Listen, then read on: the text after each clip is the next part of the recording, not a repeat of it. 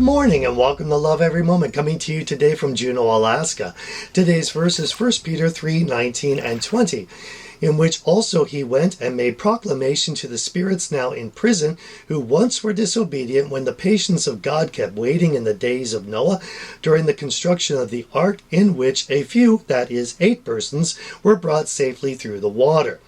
Well, this is a difficult section of theology, and I'll have to admit that perhaps it's beyond my pay grade for being a theologian, but this is part of Scripture, and we need to delve in and see what the Lord has for us here. So, first it says, in which, that obviously refers to the previous verse, and I have the link up here. And basically, last week we found that Jesus died in the flesh. He allowed his flesh to undergo a terrible crucifixion, but his spirit remained alive. And it's the spirit in which he went and made proclamations to the spirits now in prison. Now, the word prison is not going to be like the county jail down the end of the town.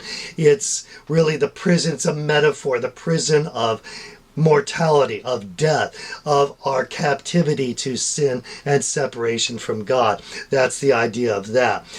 Now, there's a couple of different interpretations here. It talks about the days of Noah, and the first interpretation could be this. And basically in 2 Peter 2:5, we find out that Noah was a preacher of righteousness. So while he was building the ark, he was preaching righteousness, and obviously in today's verse we see that only Noah and his family were saved, implying that the whole rest of the world rejected Noah's preaching of righteousness. So Jesus is just proclaiming to them that it's too late.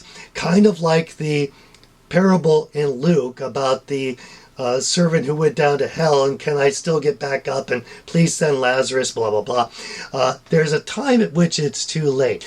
That's one interpretation. It doesn't say that anybody was saved, just that Jesus made proclamation.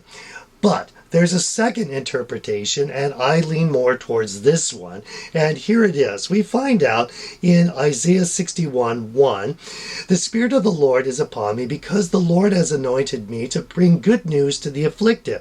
He has sent me to bind up the brokenhearted, to proclaim liberty to the captives and freedom to the prisoners. Again, the captives and prisoners of sin.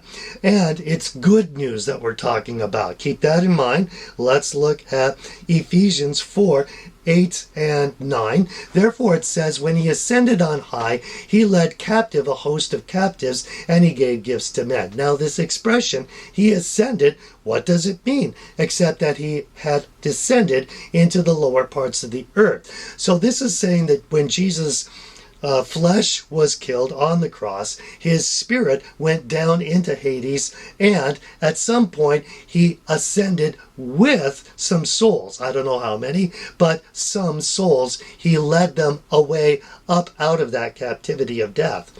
Now, let's look at one last one. Acts 2:27, which is quoting David, because you will not abandon my soul to Hades, nor allow your Holy One to undergo decay. So David is dead, he's in a tomb, and yet he knows that God will not abandon him to Hades. So the second interpretation that I ascribe to is that Jesus is patient and wants to give more opportunities for people to come to him, and those that respond, he will rescue them. Now, here's the ultimate takeaway from this. Yes, Jesus is definitely merciful, and he wants us to come to him. There is, let's call it a deadline. It's not going to last forever, so we need to jump on that while the opportunity is here. But more so than that, remember that Jesus was willing to suffer a terrible death so that he could go down into the imprisonment of our souls and rescue us from that realm of death, the captivity of sin, because he's saying to us, I love you and I want to spend eternity with you. That's his proclamation. So let's choose to love every moment, because then we're going to love every moment. I'm your average wretch, and I hope you have a great week.